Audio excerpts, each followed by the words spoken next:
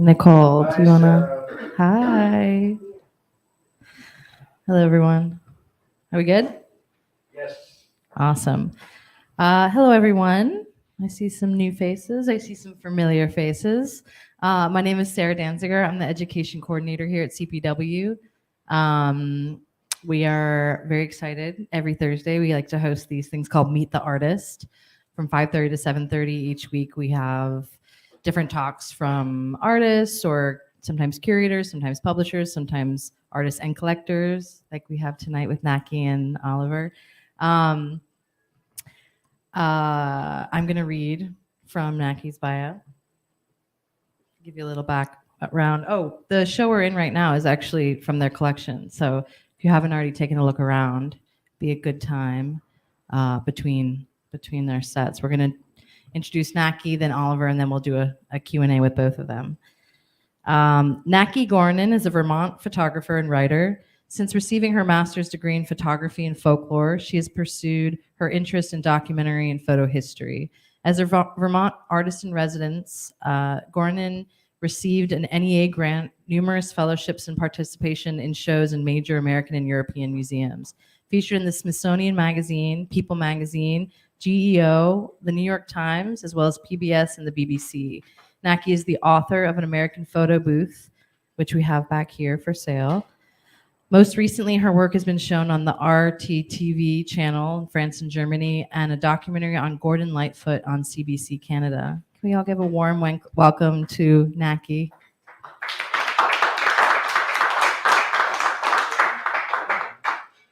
Hi.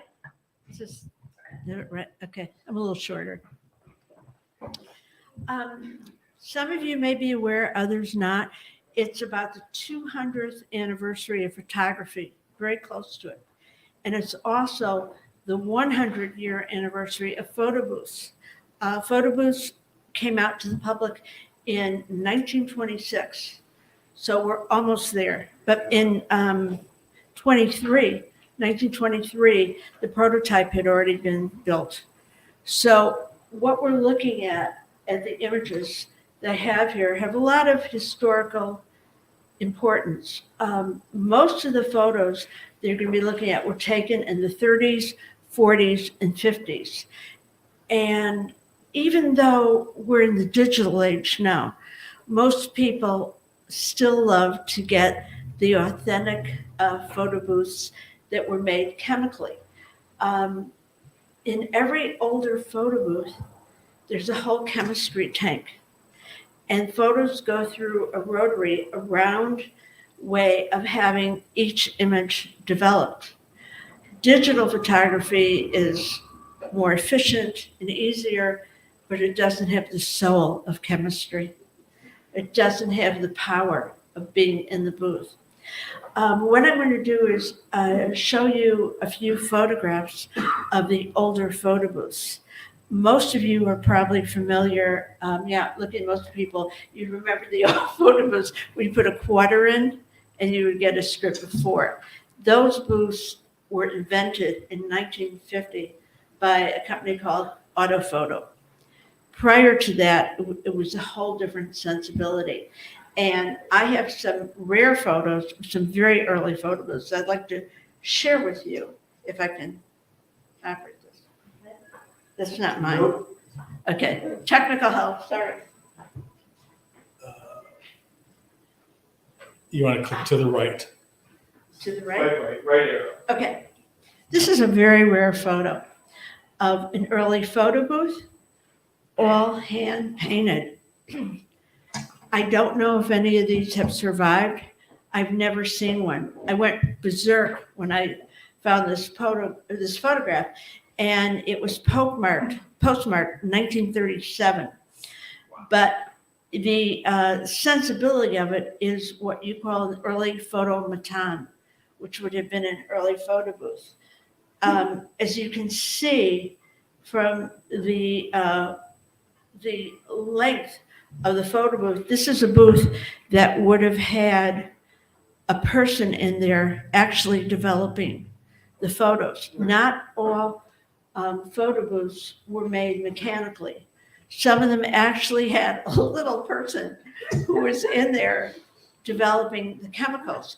And I actually own a booth like that. It's called a Smile a Minute booth.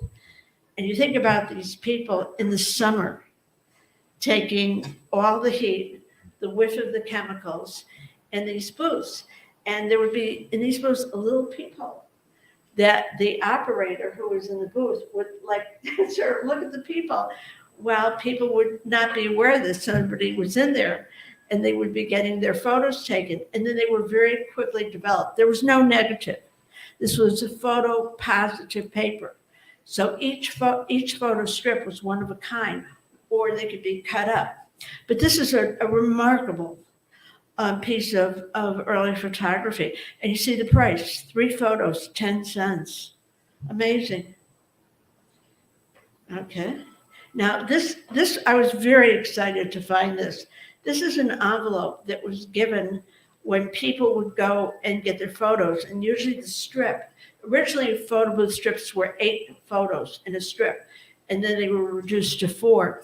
And the operator of the booth would, cut them up into 4 separate photos. But what is so mind-blowing about this, for those of you that are really into photo history, it says, ask about the new full figure photos. I was like hysterical when I saw that. There are only 3 pieces of evidence that I have found in 20 years of research that acknowledge that there were photo booths where people were standing, not sitting. And some of the photos that are here that appear to be more full-figured were actually done in photo booths. Not all of them. Some of them were done in studios, but some of them were actually done in a booth.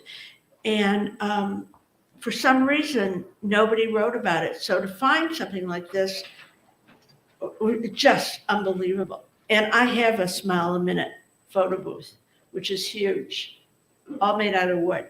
Okay, this would have been from the 1930s, when people that owned photo booths would go from town to town, and they would rent storefronts that were empty, and they would put up signs saying, coming to, especially in African-American neighborhoods, coming to town, new process, get your photo taken. And people would go, and you can see they, had the poster acknowledging, and they would get their photos done, because many small towns did not have photo booths. A photo booth would require maintenance. Photo booths would need technicians that would come, and once or twice a week would change the chemicals in the water.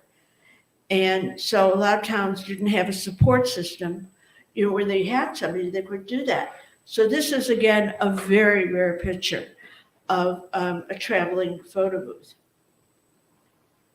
Okay, again, this is another photo booth, and you can see it's very temporary. It's outside. This is from, actually, I think this photo might have been part of the WPA, but I'm not sure. I haven't been able to find that. People would go to fairs or any kind of groups that would get together, and they would set up the photo booths. And what's really interesting on this, I love, is no baby pictures on Saturday. It's so great, because they wanted to get people in and out as quick as they could. And in terms of communities of people, photo booths were so democratic. There was no prejudice, there was no segregation, there was no problem with people getting their photos. It was something that was truly for the people. And Anatole Josepho, who invented the photo booth, who was originally from Siberia, one of the things that he was very involved with socialism. He wanted to invent something that everybody would have access to, that they would be excited by. And he lived long enough, he lived until the 60s, to see his creation become something that brought so much happiness to people. I mean, you never heard a bad story about a photo booth. Okay, this is a photomatic booth, which is a photo booth, but it's very different from a photo booth strip. There would be one photo that would come, and it would have a frame around it. And for anybody that's interested in mechanics, it's an amazing process. There was no separate camera. The inside of the cabinet actually was a part of the camera. The photo booth, the photomatic picture would come down, and when you press the button, it was like a pinholes camera. The closure would open up, the image would register, then it would close, and instead of the photos going into chemical tanks, it would be sprayed. And I actually own one of these booths. And there were, in the booth inside, there are 6 or 7 rubber tubes, and each tube had a different chemical. And 2 of the tubes had water, to clean the process. And all the chemicals would be stored on top. And then the bottom was a base for, the dirty chemicals. And the photomatics, for those of you that know how to operate cameras, not digital, the paper was a slower speed film, paper, so the images would be very soft. And it's actually my favorite photo booth image, and I'm going to show you some examples of that, maybe. You're pressing the right. Okay, I got it. Now this is a booth that's in my book. This is such an amazing booth, Hollywood Smile. The photomaton or photo booth was in this little trailer. And the guy who owned this was a cowboy. And he would go to different rodeos, and he would take the trailer with him and do photos of people, in their hole with the cowboy hat and, all this stuff. And in between, he would do rope tricks during the rodeos. And one day, a very attractive woman came in, young, and they ended up getting married. And they then went out, this is in the Southwest, they went to all the different rodeos, going from Texas all the way up to Canada, and would do pictures. And he passed away, and I was able to track down a booth to southern Illinois, and I couldn't get any more information. And I just have the feeling somewhere in some field in southern Illinois, this booth is there waiting for me, resting out. And I would love to go look for it. Okay, now this is a photomatic. And this is one that just makes my heart melt. I just love this image so much. And you can see when I talk about the images are softer. Now, for those of us that are now, we're all in the digital age, you have a sharpness, you have precision with digital imagery, which I find very distracting because my eyes don't see perfectly like a digital camera. This is the way I see the world, especially without my glasses. And that's why, one of the reasons why I love this. And, it goes without saying the amount of feeling in these two images is just amazing. Okay, here's another one that I really love. I feel very strongly about. And the lighting was set up in the photomatics, so there wasn't a lot of reflection on the skin. So people that would have darker complexion, sometimes there's an issue where the lights reflect off the skin and you don't get the detailing in the skin, especially some African American people. But the photomatic was able to accommodate that with the slower speed of their paper. Okay. And again, and technically, to have people with such different tones in their faces and to accommodate such great detail in one image is amazing. This is obviously Second World War. Again, I love the Second World War. And they had a lot of these booths that would go to conventions. People wanted to make money. And this is great, Shriners Convention. Oh, I also want to mention, I'm just going to go back a second. Now, you notice the staining and everything on this? The reason why we're getting stains, it's not just that it was old or it was sepia tone. None of these photos that you see were sepia tone. This is what happens when you have a booth And there are so many people using the chemicals, and the water isn't changed. So when you're working in your darkroom, like I was wash prints for an hour, but these were washed for 10 seconds. Okay? And what we're doing is we're spraying. In Photomatics, there's a spray that's going for 10 seconds. So that this image has survived this long is mind-blowing. Okay, here's I mean, I don't think there's any photographer alive, and I'm a photographer, any great photographer, whoever, that could do a photo that is as beautiful as this. This, on every level, it's just a magnificent photo. And again, now you see there's spots. Again, it's not foxing, it's just the breakdown of the chemistry.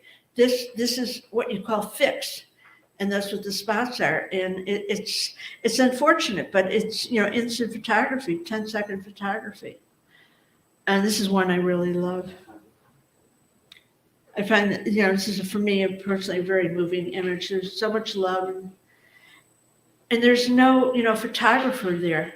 People can relax, they can be themselves. If this couple, you know, had been with a photographer, I don't think she would be as relaxed. But they have the privacy, you know, they go into the booth, they pull the curtains, and it's them. Yes? Was it a time, like, did it, like, a lot I'm of a time? little hard of hearing, so. Was it a time process? Like, some of the photo booths, you'll see it'll count down, or it'll, That's a digital image. well, so how did they know when it was going to be exposed? Good question. You go in, you put in your quarter, and you wait. And I mean, there's no little meters going 4, 3, 2, 1. No, it's just you put it in, and you'll see a lot of photos where people are still reaching down, or somebody's like fixing their hair, or, you know, they're slapping somebody, or, you know, whatever people do, because they're, you know, they're waiting for it. And you know, you see all sorts of odd things in a lot of pictures, but it's pretty much you sit and wait. Yes? I noticed that all of the past few, including this one, they're all set in this standardized metal Right. frame. Are they fixed to that, which then Yeah, allows them in the factory, I actually was lucky enough to talk to the president of the Mutoscope company, which produced these, and they had a large factory space in Long Island City, on Long Island, and a lot of this processing was done in the dark or with like red lights, you know, that were film sensitive. And it was very, very loud. I remember the guy telling me, he said, because the paper would go through, and they had some kind of machine that would stamp, put the photos in the frames. And then in the development of the pictures, when they'd be sprayed, and then when they put the wash on, the image would go back and forth like this. And that's one of the reasons why they had the frame, because it kept the water in for washing it. Does it also contribute to the longevity of the photo? It could, yeah. It's a good point.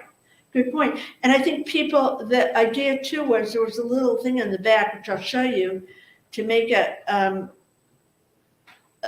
okay, I'll show you, there was like a little easel. So you had a picture in a frame that you could actually put down. And here's, you know, another photo. Okay, here, so this is the back of the frame. And there were all different variations of the back. And this one doesn't have the easel part, but they're, depending on the time period, they would say different things in the back. And there were also advertising was done on the back. Let's see. See, here, this is when they ripped out the easel where it was, the photo was taken. And you can see another one. Okay, so this, now we're away from photomatics. This is a picture from the 30s or 40s. This image would have been done in a more non-conventional photo booth. This, you can see the size, the format of this tells me that it was on a roll of film that was invented by a named Leo Mandel. And this is from the Mandel factory, and they produce the longer, narrow films. photo booths were a big money-making product for people. People made so much money with one photo booth that they were able to buy houses, to pay for their family. I mean, they really pulled in money. Something as simple as a photo booth. I don't know if that situation still exists now, but I know a lot of people are independently have photo booths because they just make a lot of money. People really love them. Okay, I love this image. And again, this is the soft image. Now, people always say to me, these are sepia tone. No, none of these images are sepia tone. What happens over time when you get images that weren't washed long enough, you have what's a breakdown of the silver halides that give the image its blackness and its whiteness. So eventually, when you see an image like this with these colors, 20 years from now, there won't be any photo left, or it'll be almost gone, which is, really sad, but which is great, which I always tell people, if you have photos that are really important to you, make digital images of them, because unless they've been washed with selenium or something very carefully, an hour wash, they're not going to hold up. And this one I love. This is from Chicago. This reminds me a lot of my grandmother. It's a wonderful backdrop. Moons have been so popular in American culture and photography. You just see that over and over and over again in a lot of the images. And I grew up in Chicago, and I remember very clearly seeing women with this kind of kerchiefs on the back of their head, mostly for religious reasons. And I'm just very moved by this woman. Okay, and again, these are great shots. There were people that worked in the studios. None of these photos, earlier photos, were color. Color didn't come in until the 1970s. So they had people that worked at a lot of the studios where these photo booths were for 25 cents, they would color in the photos with water paint. Or you could send to the factory. You would send a photo with a quarter or 2 quarters, and then they would send it back to you, colored. Okay, this is 1970. This is when we first started with a color photography. And the reason why there were no color photo booths before 1970 is the process is very unstable, color. And the photo booths would heat up. You have an enclosed space, you have this dark room, and it would get very warm because you have a motor in there, and it would just heat up, and the color was not able to sustain itself. So some brilliant technician, engineer in the late 1960s, early 70s, was able to create a more stable process. It's amazing to me that this photo has stayed so well as it has, because it's 50 years old for a color photo. It's pretty amazing. And this is me. I'm also an artist. I'm a master's degree in photo art, and this is the kind of work that I do with photo booths to create a photo art. And this was done in Montreal. There's a very large photo booth company, Autophoto of Canada, in Montreal, and they had the last of the color photo booths. Color photo booths chemically no longer exist. Nobody makes the chemistry for them anymore, unfortunately, because the color, the tones are just really exciting. When I look at this, I really love it. It's time for me to go. We're going to now hear from our other resident. I'm a collector. Oliver's a collector. We're both obsessive collectors, and he's going to tell you all about photo booths from a whole different perspective. Okay, thank you.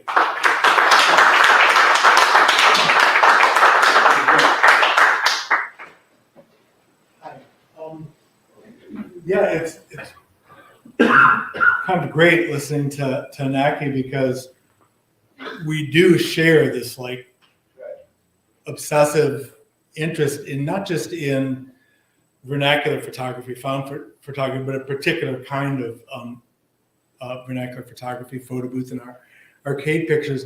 But what's interesting when I listen to Näkki is we have arrived at the same place, and in some ways come from the same place, and we're both photographers, but also like from really different worlds. I want to talk a little bit about my, I don't have very many pictures, but talk a little bit about sort of how I came to this, to collecting pictures, which is something I've been doing for much less long than Näkki has. And I have a much less extensive sort of history of the medium itself. But a good place to start maybe is, Näkki was talking about darkrooms.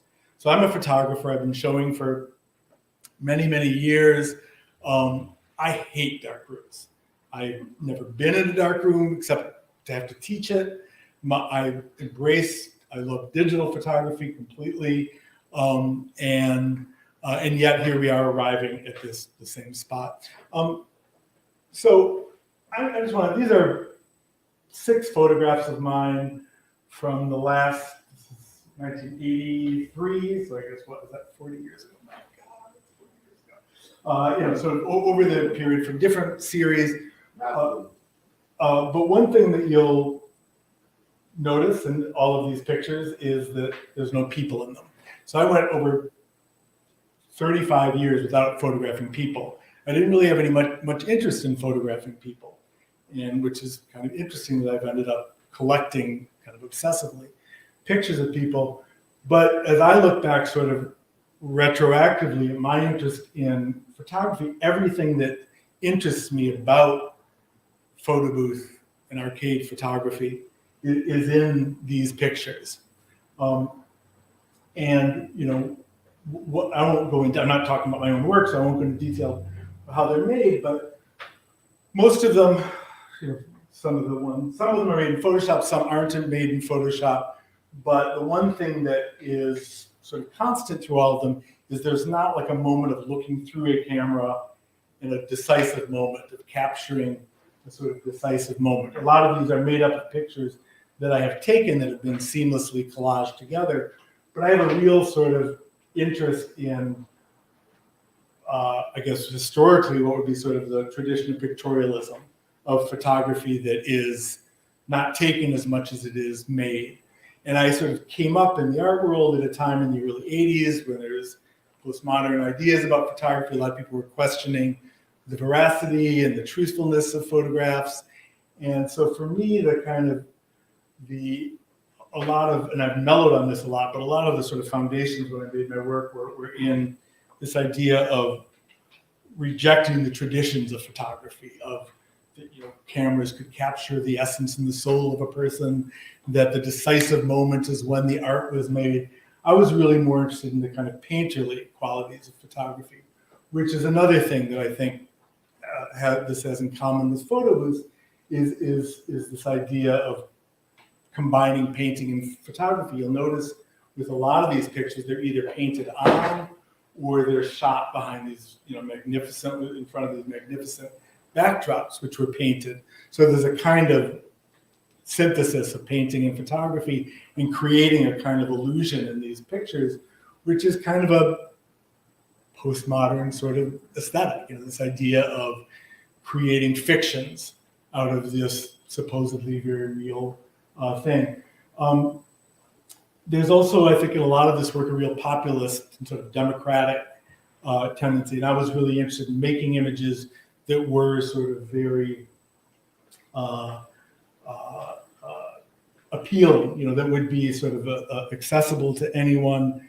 And they're also, and this is maybe the most important thing that really interests me about this found photo booth photography, is it's authorless.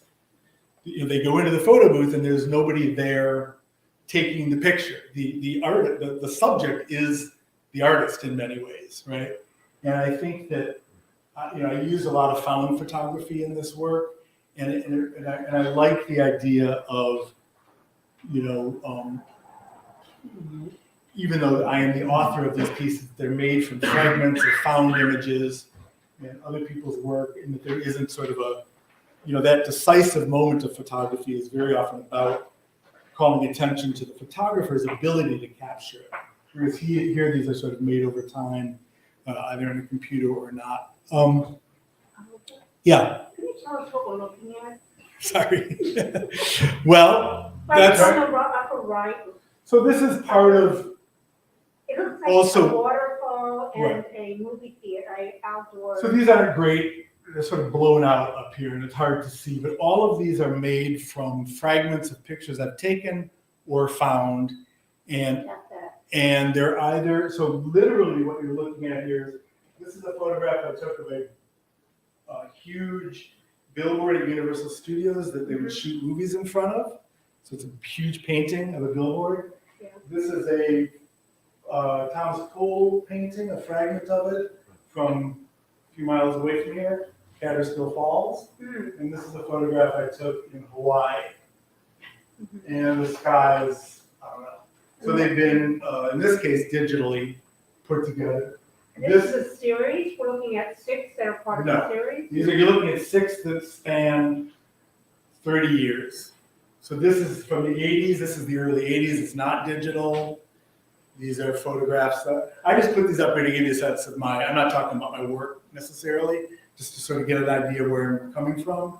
So each of these is from a different body of work, Okay, right? different eras, different body of work. 1980s, late 80s, early 90s, mid 90s,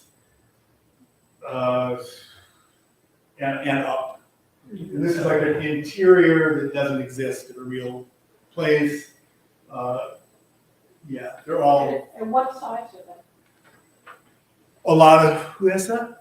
Hi, a lot of different sizes. I print, even the prints themselves exist in different sizes. I've never really liked the idea necessarily of limiting myself to one size. So this one exists both very large and very small at the same time. Yeah. Yeah, it's like an interpretation of this style. If you could, then I'll help you. But it's good, like she said, besides that, if she enjoys it, and the same thing, you take a picture and leave for each other to remember. Like, it's a beautiful thing to enjoy, but Yeah, I mean, everybody interprets, that's what makes the world go round, That's what it's for, right? so yeah, I'm sorry if I'm really not sort of going into this work just because I was trying to use it as a bridge, just to sort of, this would seem to be really different from this, but a lot of the sort of qualities in this are evident, and I'll sort of segregate, I'll come back to that, I guess. But at some point, when the internet came along, I started to realize that there was this huge archive of analog pictures that were being uploaded to the internet by people who had these kind of crazy pictures. And I started downloading these pictures, and I created huge folders of just thousands and thousands of pictures.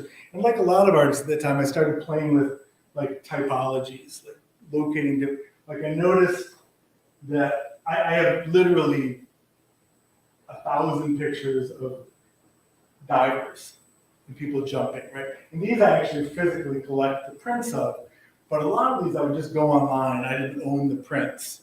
I would download the pictures and put them into folders. So here you've got 3 gangs or groups of photographs of photographers.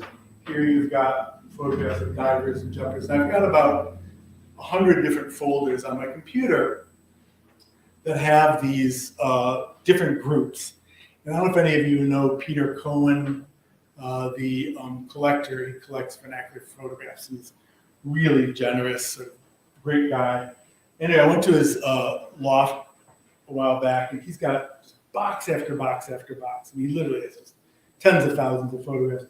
And the names of all of his boxes were exactly the same as the names that I have on all my folders in my computers, which was interesting. I mean, there's all the stuff you would expect, like birthdays and Christmas trees, but there was, like women with guns or, Blur and things like that. It's just, you start to notice when you go through this massive archive of images out there, that there starts to be these kind of things. So I did an exhibition. I've done a few exhibitions where I would create these groupings, very small prints. These are not prints I own. These ones actually were from prints I own. A lot of these were just sort of downloaded off the internet, and I would try to find out whose they were, but obviously that's very difficult to do. And then, you'd walk in and there'd be like 600 pictures on the wall. And if you notice over here, there's like a video.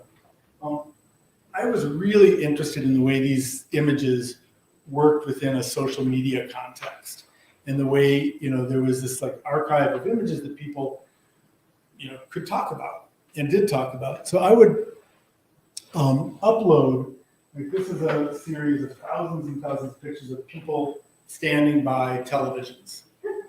And it's amazing, like, we all know, you grew up, the television was kind of in the center of the house, and then the person would go and would stand next to the TV.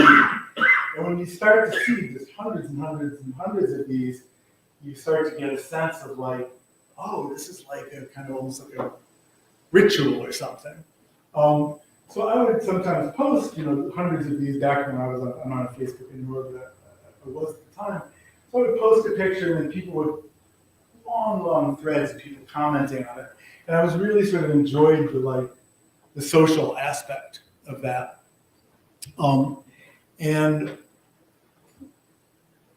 at some point I befriended somebody online, and I'd never met him before. His name was John Monteith, and he was really funny, and I really liked him. And he had this huge collection he would collect from the internet pictures from early, like 2000, 2001 chat room photographs that people would, post of themselves, like in front of the camera, when we had little cameras mounted on top of the computer. And he had this huge collection of those, and I had this digital collection of all of these pictures. And we started, every day we would send each other a picture. And then we would send each other one back that we found from our collection that matched it in some way.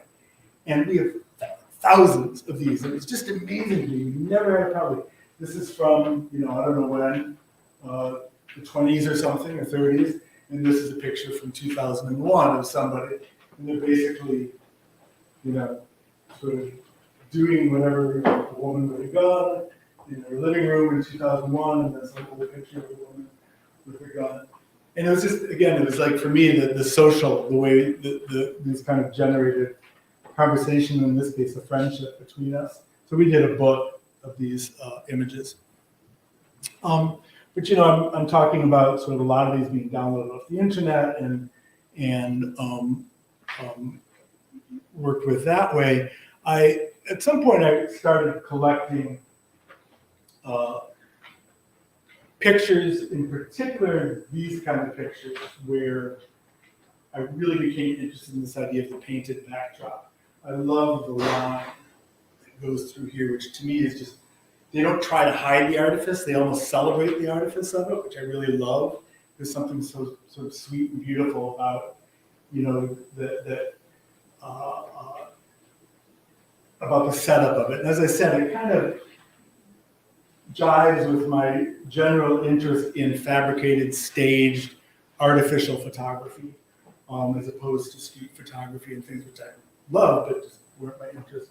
So I was collecting these, and then I decided for the first time in my life, I want to start taking pictures of people. It seems crazy, I collect all these pictures, and I don't take them. So these are pictures that I took. I put these next to these, but I didn't make these with these pictures in mind. I just thought they went well together, so it was interesting. But so these are pictures from a very large series I did of portraits maybe 10 years ago of friends and family members that are in front of these backdrops, which are obviously very similar to what we're seeing here. One of the differences, however, is that this picture of my wife and one of our goats is shot in front of a green screen. And the background is digitally dropped in. And what's interesting is that this kind of photography is alive and well. And if you have kids, when they go to school to get their class photos taken that day, they come home with a pamphlet and they pick the backdrop that they're going to use. And then when they go to school, they sit in front of a green screen and they digitally drop in the backdrop and they look, I mean, one can argue about the soul of digital versus the softness of film and all of that, and I get that argument, but it's basically the same thing. You're basically taking somebody and putting them Mona Lisa style in front of a Sfumato background, you know, a kind of soft background, and taking, you know, and dropping an artificial background in. So I think that the digital realm really, you know, continues that. And then I just want to end on this picture. Because, you know, we're talking about the sort of warmth and power and beauty. So this is a photograph of someone who doesn't exist, but I made it in AI, which I'm not interested in doing. I use AI a lot, but I'm not interested in just doing this with AI. I just did it for this purpose, to sort of give you an idea that in some ways for me anyway, it comes full. I mean, it definitely, when I agree with Näkki, when I look at those pictures Näkki was showing, yes, I'm just like, oh my God, it's so beautiful. And you feel the warmth of it. Yeah. Can you please explain how you do a picture with AI? What is the process? So, contrary to what people say, it's not just typing in black man in a hat, you know, whatever. It's not just typing that in, but it is, I enter text and I'll say something like, black man wearing a hat with film grain, photo booth style, whatever, blah, blah, blah. I'll get 4 pictures back. I will then choose one that looks best to me, modify what I've put in, and then feed that back into there. So it's a long process until you get it. Yeah. So what does artificial intelligence have to do with it? It's a choose and search project. No, because it's making this picture. Where did the 4 pictures come from? Where do the what? The 4 that you have to choose from. The 4 They that are you have- manufactured by the artificial intelligence. Based off of other Based, not even. It's not even based off of other images. That's a lot of people think that it's actually using images. It's not using pictures. It's learning to see. It knows what a hat looks like. It knows what skin looks like. It knows. I mean, it's learning to see. Yeah. I need that 1, 2, 3, that's good. I have kids who had 2 ideas. They say bring it to picture, and then a picture, and then a good picture, but you know, I know a lot of them. The only one I like, what I realized, but looked like when I was reading maturity, what I do accept it. Oh, you see some of the people. They'll say, you know, I'm here, Joe, like Victoria's Secret, Joe's wear a flat top, right? Handsome man. But This is different. But this person doesn't exist. He's not based on specific photographs that exist. It is, now listen, I used AI in this case to make something that looks like an analog photograph. I could have told it to make me a romantic landscape painting. I could have told it to make me a picture of a green man with a pizza on his head. Whatever, yeah. But how do you make the elements of the person? I don't. It does. Who's it? I mean, is it a website? Is it a website? First of all, you're asking me questions I can't actually answer, but I It's a can. website, right? Didn't go. No, it's not a website. Well, It's a program called, in this case, Midjourney. Oh, it's a program, okay. Yeah, I mean, but there's many of them. It's the future. I mean, it is. I mean, I don't know if you've used any text AI, but it is incredibly powerful and getting more powerful for the day. And I don't want to get lost in this because it's a huge conversation and stuff. And I don't. Yeah. If it's artificial, how can it be powerful? Okay, if it's artificial, how can it be powerful? Yeah. Well, the people said the same thing about photographs. I mean, the most famous art critic of the time, Baudelaire, said that about photographs. He said, "This is crap. This is soulless. It's made by a machine." No. He doesn't want to talk about it. He doesn't want to talk about it. No, I don't mind talking about that. I mean, the issue of soullessness. All new technologies are met by resistance. Photography was considered machine-made and disregarded, not considered an art form. 12 minute pictures. But anyway, I'm not championing this. I'm just pointing it out. For better or worse, this is where. Let's not. So are you now the author of this picture? Sure. Why wouldn't I be? It wouldn't exist if I hadn't made it. Take it. What? No, but he made it. Well, I'm not calling it a photograph. But he made it. I'm not calling it a photograph. I don't know if he made it because he says himself, it made it. Yeah, but he used. Well, it depends what you mean by made. It would not exist if I had not. He used a tool. I used it too. Instead of using a camera.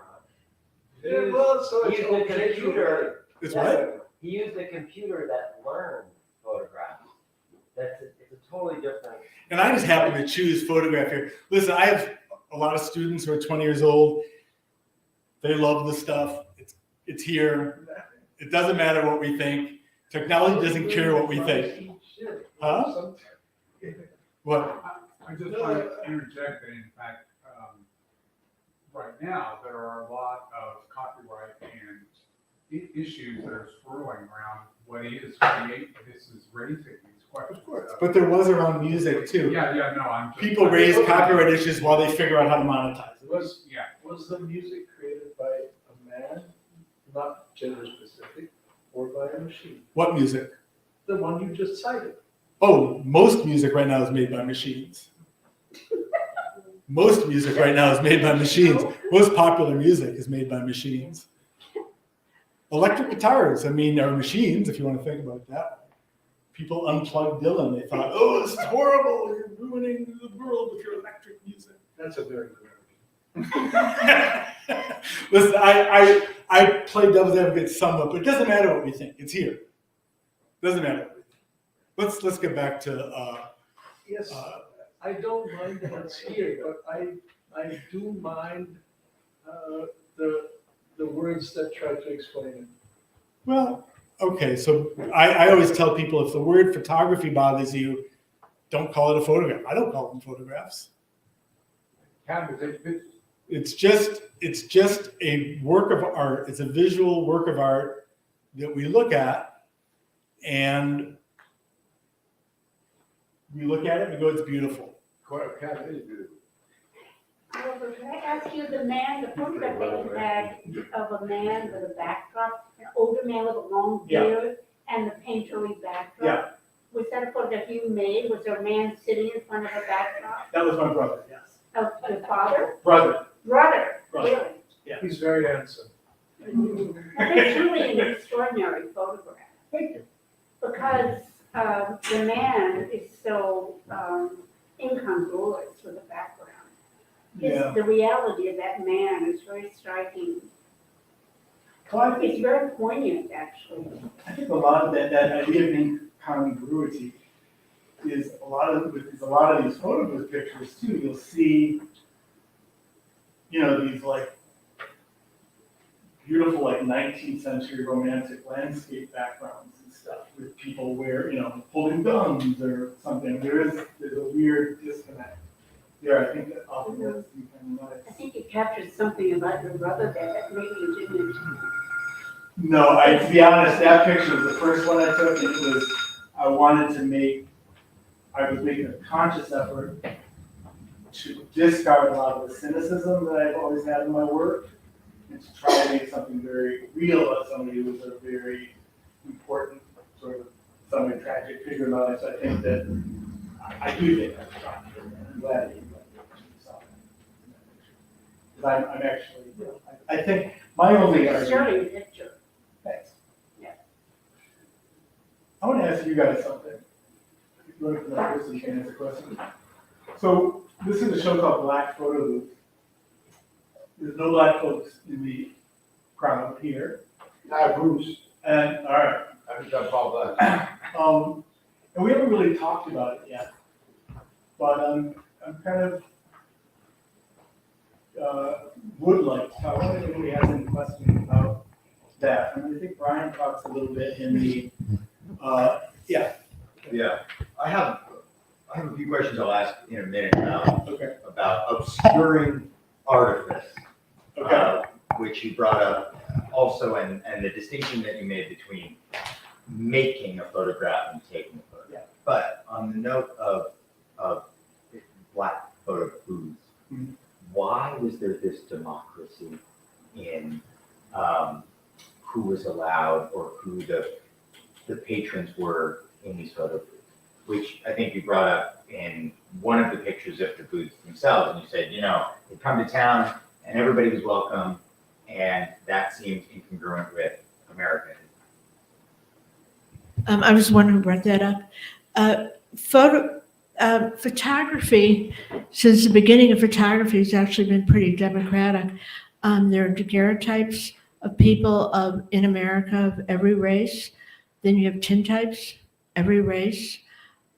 But there has never been a situation where people felt comfortable, regardless whether they were handicapped, racially, what their background was, whatever, because the photo booths didn't have anybody there saying, you can come in, you can't.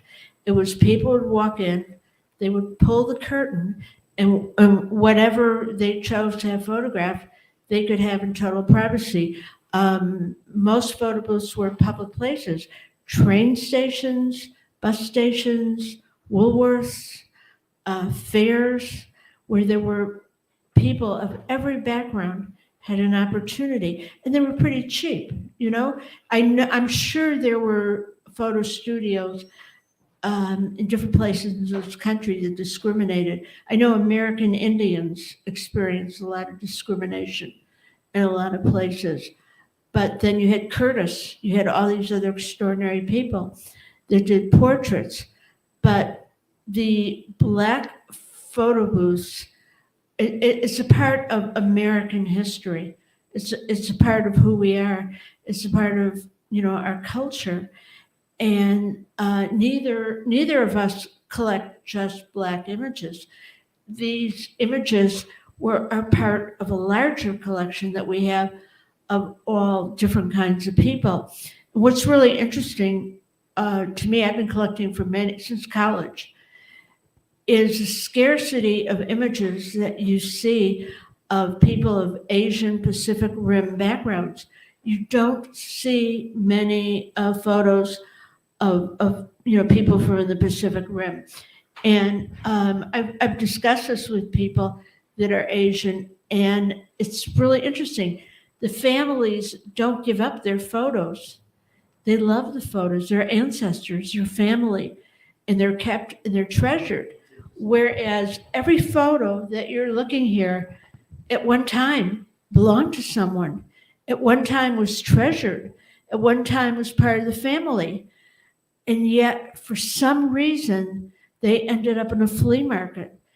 Many of the photos that I have were recovered from garbage cans. I have no pride. There isn't a garbage can in this country that I won't jump into. Yes? Do you have a theory behind that mass dispossession? I'm sorry, what did you say?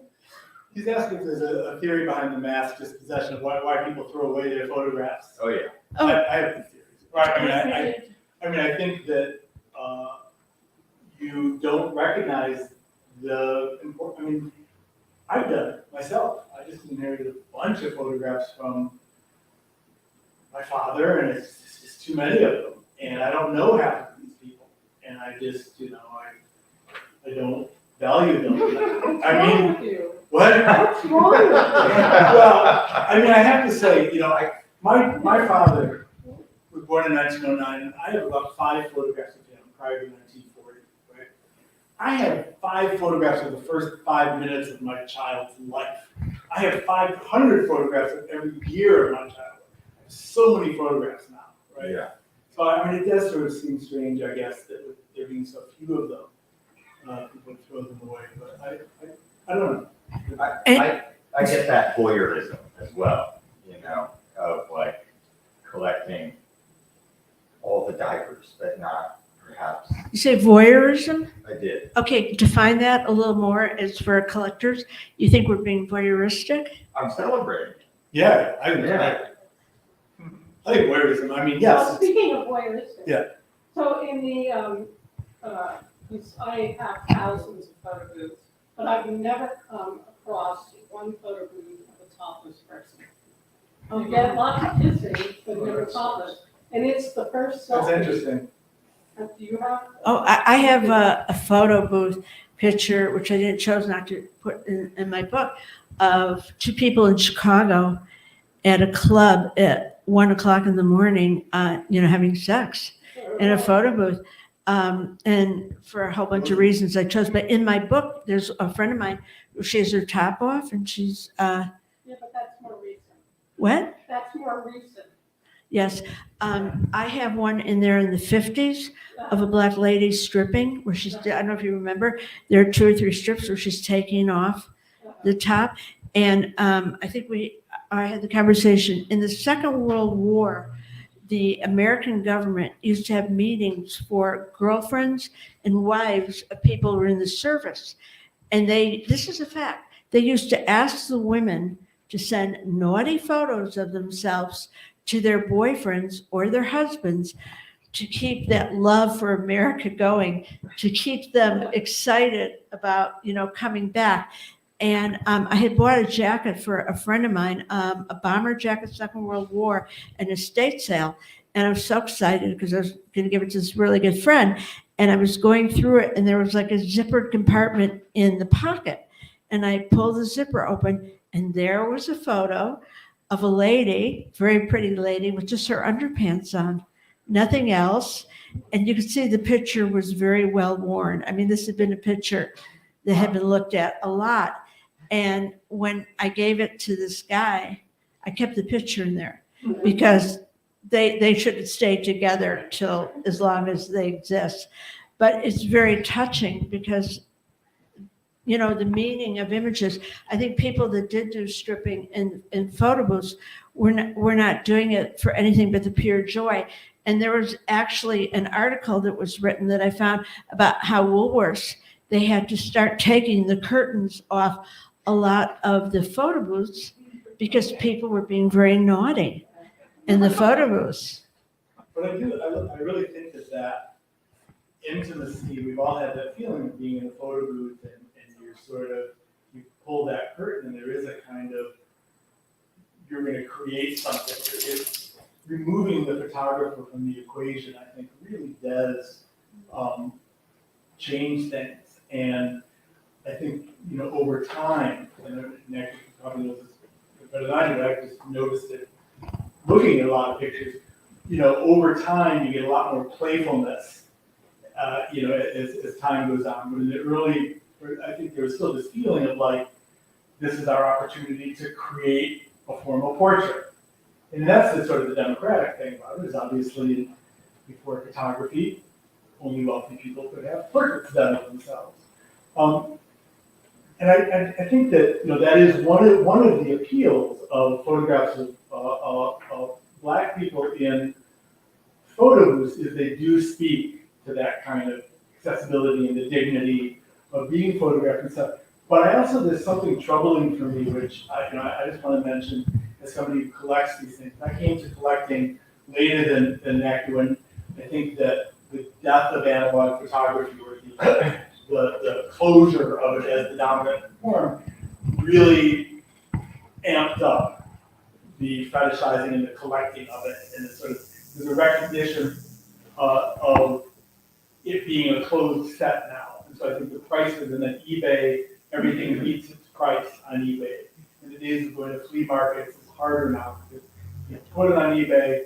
And anyway, photos of Black folks sell for a lot more than photographs of white folks. And that has always really interested me. And I have a couple of theories on what that's about. And I think one of them is that there's just a beauty to the sort of the speak to that democratic thing. But the other thing is, I think there is a kind of maybe not entirely healthy romanticizing of the other also that goes on.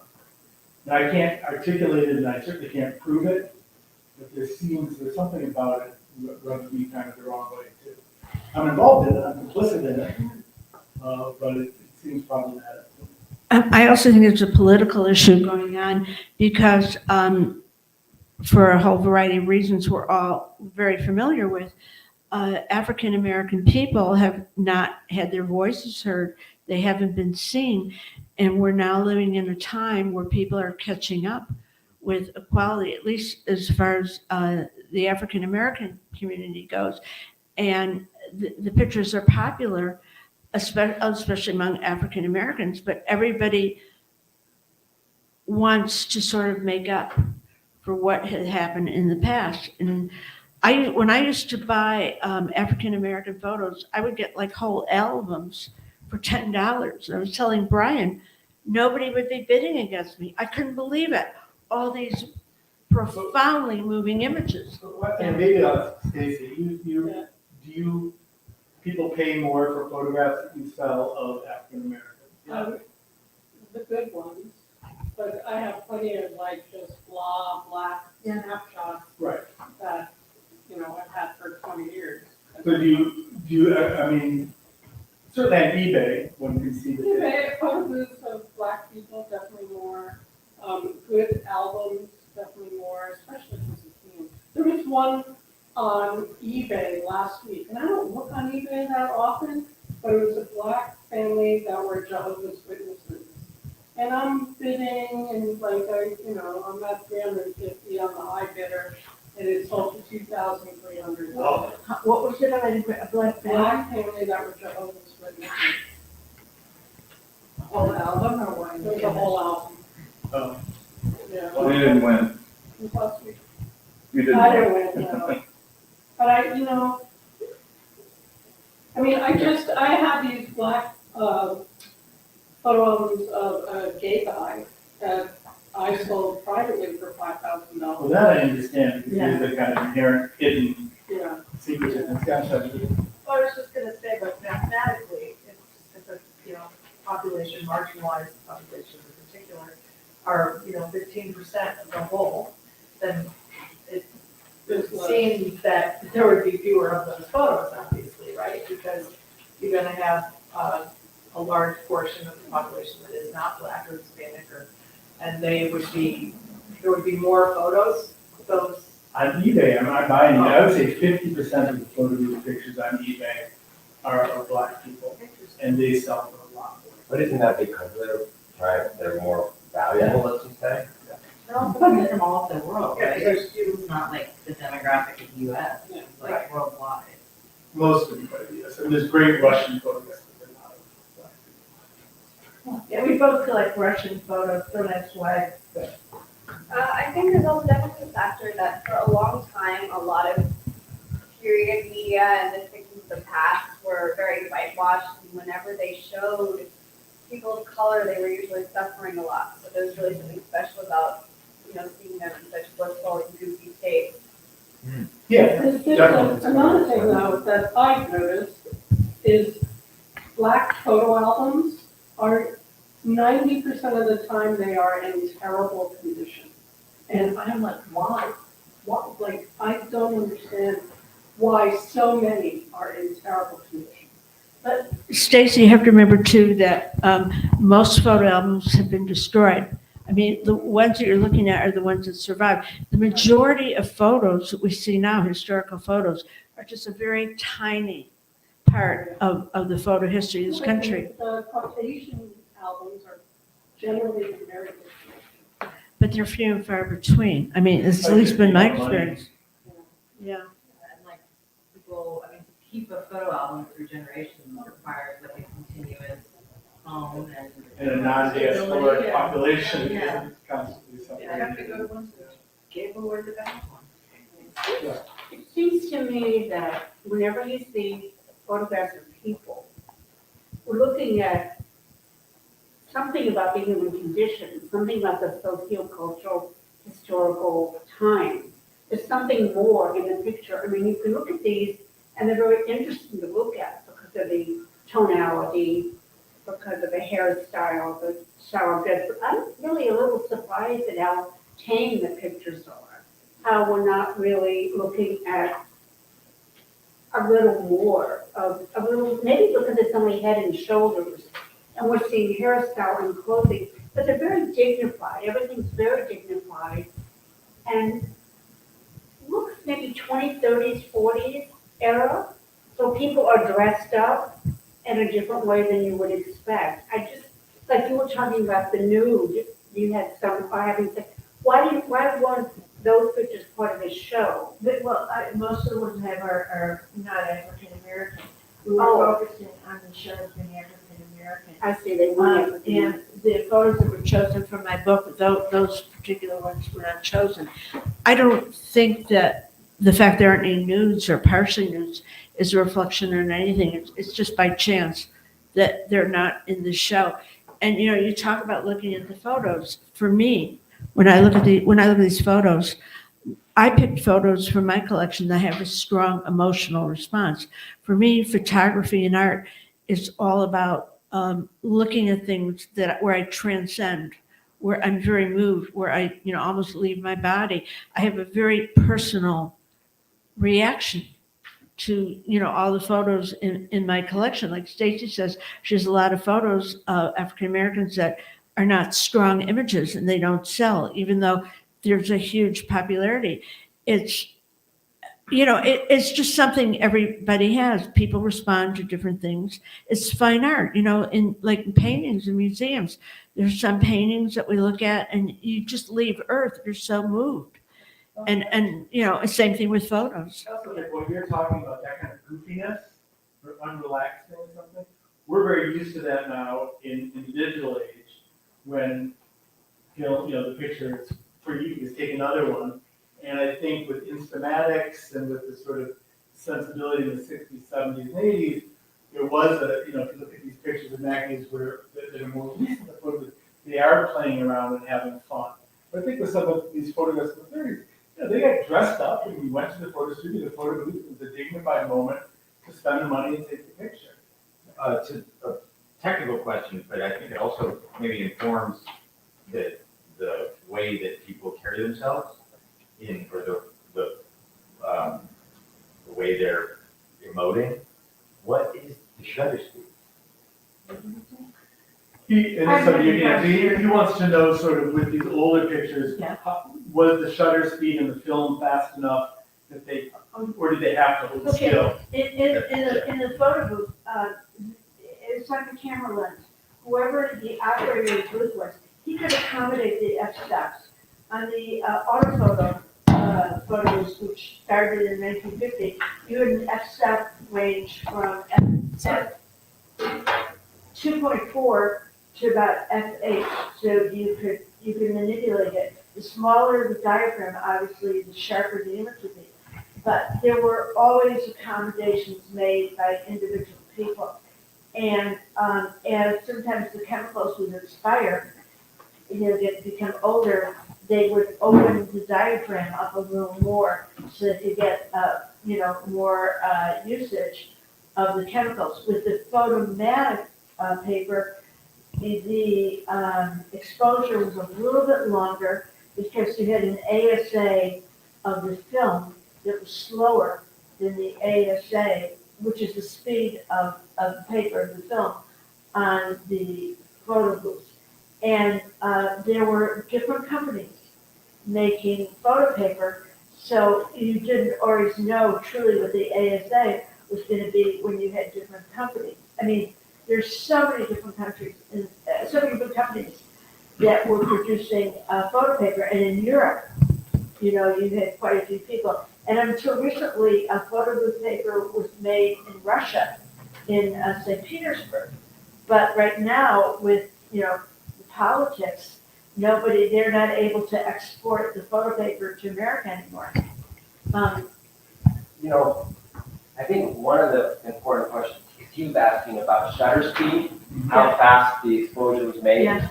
is whether or not there was a flash or it was a. They all had flash. So that, in a sense, is a bit of an answer to his question. Yeah, good point. Because depending on the type of flash, it would give you an instant.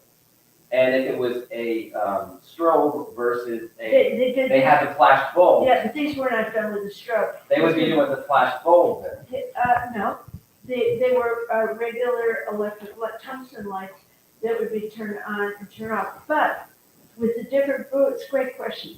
With the different booths, you had some booths that had 2 lights, some that had 3, sometimes that had 4. Again, different companies. And there were people that made their own booths. I mean, it's amazing. It was a real cottage industry in this company. And when I was doing research on my book, I found at least 12 different companies that were making photo booths. It's amazing. Well, that's a really interesting technical, I mean, photography is always about technical at one, stage. And if they're not flash bulbs, if they're not strobes, if they're this sort of electric process. I'm talking pre-1970. Well, absolutely, Yeah. but that would define how that picture was made, whether it was a 30th of a Right. second, Yeah, whether it was a how 100th of a sensitive. second. And Yeah. how long, and often in those kinds of flash, there was a point at which it would warm up to its highest peak, and then it would warm down. Right.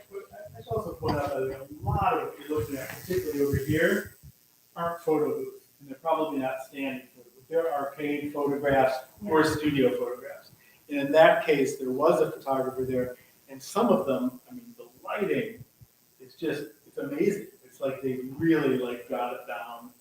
These people knew what they were doing. Photomatics. I have a few photomatics that come in the envelopes from Right, Photomatics. the mailing. So were they not printed right there at the machine, or some of them were? There was like a little machine that was attached to some of the photomatics, and it said, send your lover a picture, whatever, and you would buy it for 15 cents, I think, and you would take the picture, and then you would buy the mailing package right there. And this was made by Mutoscope. Mutoscope also made, they used to have booths where you could get a record made. I'm talking about the 30s and 40s and I remember. 50s. And they had the same mailer, so somebody could go, get their picture taken, then go to the next booth right next to it, and then record a message. I actually had one that a boyfriend made for my mother. I want to just quickly show a contemporary version, if you'll allow, of what. Good question. I was in Cambridge, Massachusetts recently, and saw this place opened in Cambridge called Go Pixel Yourself. And you go in, and there's many, many different rooms in this place. And each room is a theme room. Basically a big one of these sort of photo, I don't want to play these stupid movies, but I guess.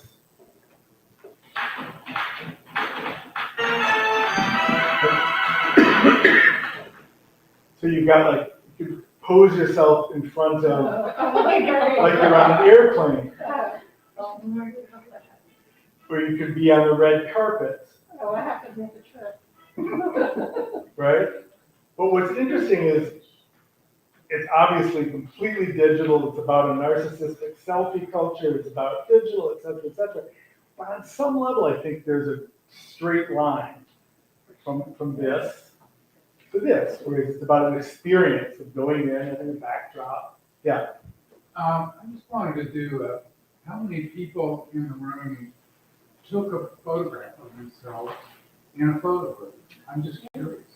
Yeah, so. Maybe everybody who has Yeah, it. I was, most of us. You were in a many. And I also wanted to ask Näkki in particular, have you ever had somebody who said, oh, that's my grandma? Or, Yeah. When my book came out, my editor at Norton said to me, let's pray nobody calls up and wants to sue you. It's your picture. So in the beginning of the book, in the foreword, I thanked everybody. I said, there's no way I could, find the name. There wasn't any way. So I said, I want to thank you in advance for letting me use the photo. And I wish you well, blah, blah, blah. And then we got 3 phone calls, or I got 3 texts from people, but none of the people were hostile. And my editor said, send them a book immediately and cross our fingers. I post a picture on Instagram every day for my collection. And a few times people have sent me direct messages on Instagram saying, oh my God, that's my so-and-so, my relative. And I like to on the back sometimes it'll have the names of people. And I like to sometimes, if it's an unusual enough name, I'll go online. Usually I find an obituary, but if the obituary often has the family's name, and a couple of times I've reconnected pictures, I send them pictures. Somebody's husband, there's a picture of their husband from World War II, and he had died 3 weeks before I contacted her with this picture, and I sent her the pictures. How can anyone be mad about that? What's that? How can anyone be mad about the Well, there's discovery? plenty of Like, bad people. really? Believe me. It happens, I don't want to say it happens all the time, but in 25 years of me selling vintage photographs, it's probably happened 25 times. And they just like, how dare you find something? This is my grandfather, how did you get it? And I'm like, I got it in the estate sale. Oh, that was my cousin. It's what they, you know, like people could be really awful. Well, if they're finding. What do you do when artificial intelligence inquires about origin? When the artificial intelligence contacts me and wants to know why I stole their picture,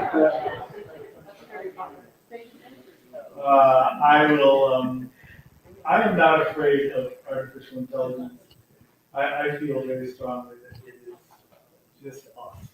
It's an extension of our brains. I think it's pretty lovely that the photo booths kind of reflect the genesis of photography to some extent.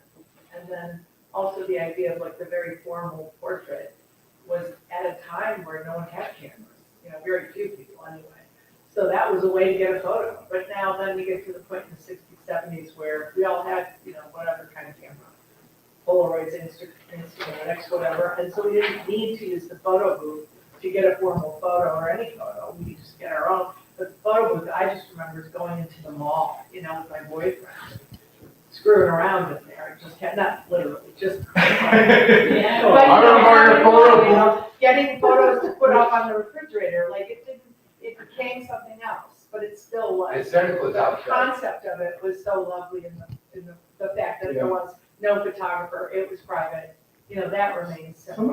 Somebody said the word selfie before, and I would say these are the closest thing to selfies. This is the first selfie. Yeah. That's how I. Because you're in control of your Right. image That's for the true. most part. I remember walking into a telephone booth and a black girl was in there, I was with my dad into a shop with him, just like, and it was snowing, and my mother was, and I accepted it, you know, and I'm all outside, walking out somewhere, hearing a story about my grandfather, something I know that happy, and then the photo booth wasn't there to see it. Right, my friend came and looked up, and I was included in the newspaper, so that's cool, right? I was smart lose, that's how real it is. Gotta rejuvenate, gotta stay strong, I ain't giving up. I know what I know, and I know the truth, and that's a beautiful thing that we get both society. Like you try to send these people that are good people and all the time, and let life go on, while other people try to win out whatever's happening. You know, in reference to, hello? We don't need that. Yeah. Okay, in reference, you know, to what you were saying, you know, all the photos we do phones now, Yeah. very few of those are gonna survive. Because, I mean, who's gonna go for that? I have like 1,300 pictures. I have 33,900 on here because I posted them. Are you gonna get them all printed? I don't know. I'm gonna get them all printed. But the I'm like, thing is, what do I do with them? Because I want to get them. but that's what I'm just saying. And some of these are very precious, but, you know, they're just not gonna survive. Like Whereas the wonderful analog photos will survive Yeah. much longer. These are all prints from, these aren't the original prints, right, that we're looking at? Yeah. And for me, I think this is where Näkki and I, I'm sure, differ quite a bit. When I buy these pictures, and I get them in the mail in an envelope, and I open them up, and first I put them on a scanner, and I scan them, and that for me is when they become alive. And I touch them up, I crop them, I adjust them, and then they become like this digital file, which is beautiful. I'm actually not that interested in the original print of the thing. And I recognize that file because it's an original and it is the thing.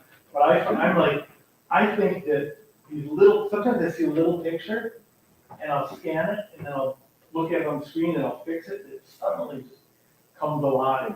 But this is where I get very woo-woo, because when I hold the picture, I can like feel the energy. when I see where the picture's been touched a lot, where there's changes in motion, I see thumbprints, I go, this person's looked at this photo a lot. It's seeing the tears, seeing whatever the time has gone through the image. It tells me about the journey, and I find that very meaningful. It's somehow I'm touching someone from the past. I'm super sentimental, so these images really work for me because I just get such a sense of that they were loved by someone. They were taken care of, they were treasured. Okay, just an animal. No, I just want to comment on something you said. You said, all these pictures are not going to exist. But it made me immediately think of what he does with his pictures, Yeah. which is he puts them on Instagram. So what's going to happen is that Instagram will own all of these pictures, and the people won't. I know, I don't put my photos, I'm just saying, but that's what the masses do. Yeah. Well, one of the things I've noticed is that as somebody who, quote, collected for many years digital files that are uploaded, I got a lot of angry people who were angry at me because I was posting pictures. That's how our friendship started. That they collected, and I have definitely mellowed on that. I my first reaction was, well, don't put it on the internet if you don't want me to use it, and you didn't take the picture, you don't own it. Well, I've definitely mellowed in that regard, and I recognize that there are different people that have a different approach to it. But I do think that, I very much know that, but I do think that there is a beauty to sharing the pictures. On my Instagram, I put at the top, I say, please use these pictures for anything you want, with or without credit, I don't care. And I have literally over 500 works of art that people have made from photographs that I post, that I then, download the pictures. So people are making art out of these pictures. And the good ones, let's say good ones, get passed around a lot. And theoretically, one would assume, this is sort of how the internet economy works, that picture, the original, faded, woo, and I agree with you, there is a beauty to that original aura of the original, that thing will grow in value. So spreading the digital version of it will only make that original print more valuable. And he is right on that, but at the same time, we both do books, but I do historical books, and I would rather have the photos come out for the first time in my book because they're valued in the context of a text that I write with the book. So they're seen initially the way I would like them to be seen, with my background, my take. And when you put pictures online, and it's very generous what you do, it's really, it's wonderful. There's no right or wrong here. Oliver and I are different. It's got to be 10 or 15 years ago, there was a whole back and forth on Snapshot Mafia with you. Snapchat? Snapshot Mafia. Oh, yeah, people didn't like me. Yeah. Yeah, and I did my best. If I put somebody's picture in a show that a collector owned, I did my best to find them. But people don't realize that when you put something on the internet, you lose control over it. It doesn't maintain your name attached to it. Unless you watermark it. Well, nobody wants to watermark it because, and anyway, I think it speaks to a moment in time. Things are different. I've certainly, I think I had like a overly academic approach to it and not a human approach. I recognize there is like a real, I've always held that curators and collectors are artists. I think that there's a real art to collecting, especially stuff like this where it's not investment, speculative collecting. So I definitely recognize a person wanting to have their name attached to the picture. But I also sort of feel like one of the beauties of it all is you didn't take the picture. I had a show in Brooklyn about 3 years ago of different photo booth pictures that I had, and tintypes, and they were enlarged. And I had one of this kid that was from San Francisco. He was about 12 or 14 with a traditional Chinese outfit with a long braid. And there was a woman, Asian, who came and she looked at the photo and she started sobbing. And then she had her husband come and take photos of her hugging the picture. And I was in tears. I mean, I didn't approach him. I didn't say anything. It was a very private thing, and I didn't want to intrude on them. But this image was so meaningful to her.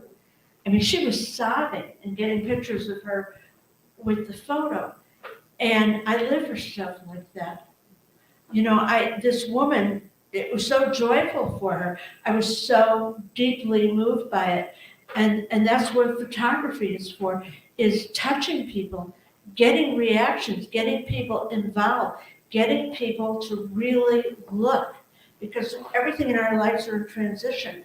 And for people to look at photos, I mean, it's a very special thing. Well, I came back early today, because I want to say, because I found these to be so moving. I really wanted to look at them carefully and slowly, because each one is so profound. They're just. I feel the same way. I mean, when I came here today and I'm looking at the photos again, I'm going, it's like every time I look at them, it's like the first time. But Betsy, I want to let you know a little secret. They're all made in AI. None of these are real. So cool. Bring it back. So cool. That's not true. What a wonderful conversation. Yeah, great. I'm glad I came.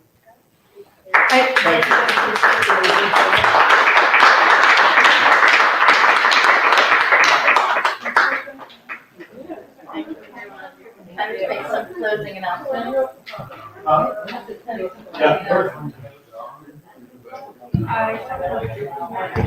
Hi, everyone. I'm just going to say thank you so much for coming. If you're not already a member, that would mean you missed our members' email this week, which went out with all of our summer workshops. It's a very exciting reason to become a member, is you get a week notice. Also, you get to be part of this community. We have Digital Lab.